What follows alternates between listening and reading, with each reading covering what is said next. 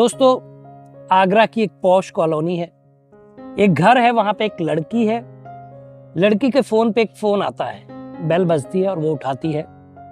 उधर से आवाज आती है कि बेटा तुम्हारी मम्मी कहाँ है, बात करनी है।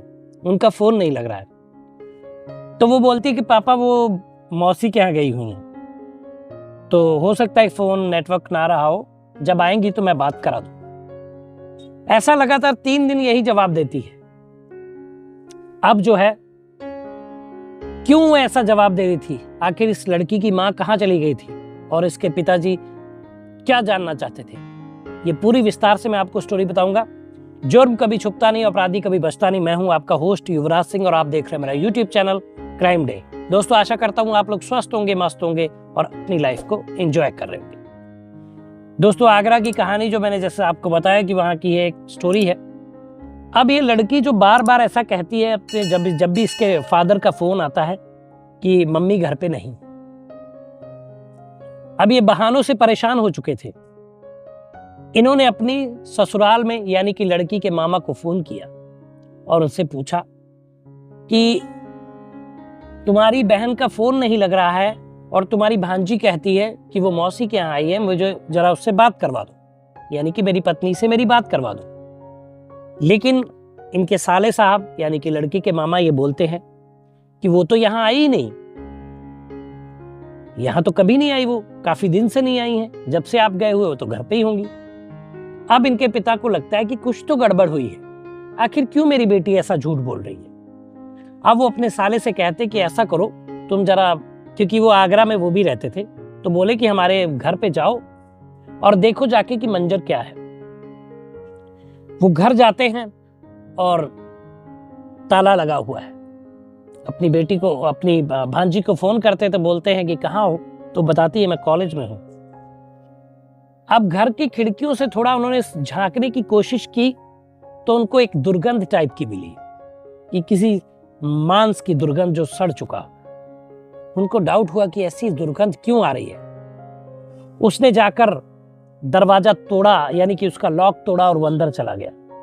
अंदर जाके देखते ही वो सन्न रह जाता है।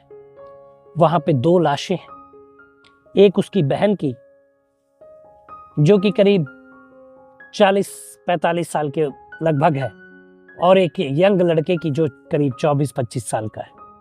और दोनों लाशें सड़ चुकी हैं, काफी पुरानी है, 4-5 दिन पहले की, और दोनों की लाशों से बदबू आ रही और तन पर कपड़े नहीं है। ये देखकर वो बहुत शर्मिंदा भी हुआ, लेकिन वो जानना चाहता था कि आखिर ऐसा हुआ क्या। तुरंत अपने जीजा जी को फोन करता है, यानी कि लड़की के बाप को, और बताता है कि यहां मंजर बहुत खराब है, आप जल्दी आगरा वापस आ जाइए। वो वापस आते हैं, तब तक पुलिस को ये फोन कर देता है। पुलिस आती है, दोनों लाशों को ले जाती है, पोस्टमार्टम होता है। पोस्टमार्टम में पता चलता है कि इनके सर पर किसी भारी चीज से वार करने की वजह से इनकी मौत हो गई। पुलिस और सबूत इकट्ठा करती है तो वहां पे एक घर पे एक बेड भी मिलता है जो खून से सना हुआ था, जिसको पुलिस अपने साथ ले जाती है। लड़की की ढूंढाई शुरू होती है, लड़की को ढूंढा जाता है कि वो आखिर कहाँ है, वो ऐसा क्यों कह रही है और लगातार अपने बाप के कांटेक्ट में है। लोकेशन ट्रेस की जाती है और लड़की को पकड़ा जाता है, क्योंकि एक लड़की ही थी जो बता सकती थी कि आखिर हुआ क्या है घर में, क्योंकि वो घर पे थी और ये बहाने मारती थी कि मौसी के यहाँ गई मम्मी, तो जाहिर सी बात है कि उसको कुछ पता हो। पुलिस लड़की को लाती है और उससे पूछती है कि आखिर मामला क्या है। इस दौरान पुलिस स्टेशन में उसके पिताजी और उसके मामा जी और भी रिश्तेदार हैं, लेकिन पुलिस उसको एक अकेली जगह ले जाती है, कमरे में, जो उनका रूम होता है, जहां पे वो इंटेरोगेशन रूम जिसे बोलते हैं, वहां पे ले जाती है और पूछताछ करती है। लड़की से पूछताछ करने में बड़ा खुलासा सामने होता है। वो जानती है कि वो फंस चुकी है, उसको सच बताना पड़ेगा। वो बताती है कि मेरा एक बॉयफ्रेंड था जिसको पापा भी जानते हैं, और ये वही लड़का है जो मेरे घर अक्सर आता था और मेरी मम्मी से बातचीत करता था, अच्छे से बातचीत करता था। होता ना कई बार कि कई लड़कियों के दोस्त होते जो घर पे आना जाना होता है और घर की उसकी लड़की की माँ से और पापा से अंकल आंटी कह के अच्छे से बात करते हैं, और वो लोग भी उनको चाय वगैरह पिलाते हैं और घर पे बुलाते हैं अक्सर कि ठीक है, अच्छे लड़के हैं। उन्हीं में इस लड़के का नाम भी शामिल था। लेकिन लड़की बताती है कि वो मेरा बॉयफ्रेंड था, लेकिन वो गलत कुछ कर रहा था। पूछा जाता है क्या गलत कर रहा है, तो बताती है कि एक दिन मैं कॉलेज से घर जा रही थी, घर में गई और देखा कि घर का दरवाजा मैंने खटखटाया, लेकिन दरवाजा जैसे ही मैंने उसमें हाथ लगाया वो पूरा खुल गया। वो शायद अंदर से लॉक नहीं था। मैं अंदर गई तो देखते ही दंग रह गई। माँ और मेरा बॉयफ्रेंड दोनों बिना कपड़ों के आलिंगन कर रहे थे, किस वगैरह कर रहे थे, और दोनों ने एक दूसरे को इतना जकड़ रखा था कि दोनों के बीच से हवा भी नहीं निकल सकती थी। इतना टाइटली उन्होंने हग कर रखा था। लेकिन वो हवस की आग में इतने अंधे हो चुके थे कि उन्होंने ये भी ध्यान नहीं दिया कि शायद दरवाजे पे कोई है, और उसको लॉक करना भी भूल गए।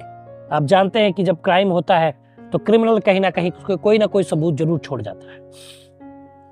वही इनके साथ हुआ था, और वो दरवाजा बंद करना भूल गए थे। जब लड़की अंदर आई तो लड़की को बहुत गुस्सा आया ये देखकर। वो आग बबूला हो गई और अपने आप को रोक नहीं पाई। पास में ही रखे बैट को उठाया और एक तेज प्रहार किया। अब दोनों किस कर रहे थे, तेज प्रहार से दोनों के जो है सर पे यहाँ पे चोट आती है और दोनों जो है बेहोश हो जाते हैं।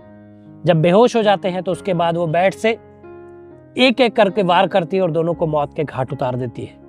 जब मौत के घाट उतार देती है और फिर वहां से वो भाग जाती है। तो ये उस लड़की ने अपना गुनाह कबूल किया और सारी कहानी बताई।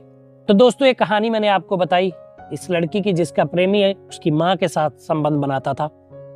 आखिर में वो लड़की पकड़ी गई, उसने दोनों का मर्डर कर दिया था और जेल चली गई। तो आपके पास भी कोई ऐसी कहानी है तो नीचे व्हाट्सएप नंबर फ्लैश हो रहा है, उस पर मैसेज कर दीजिए। वीडियो के माध्यम से मैं आपको कहानी से रूबरू करूंगा। तो दोस्तों बताइएगा कैसा लगा वीडियो।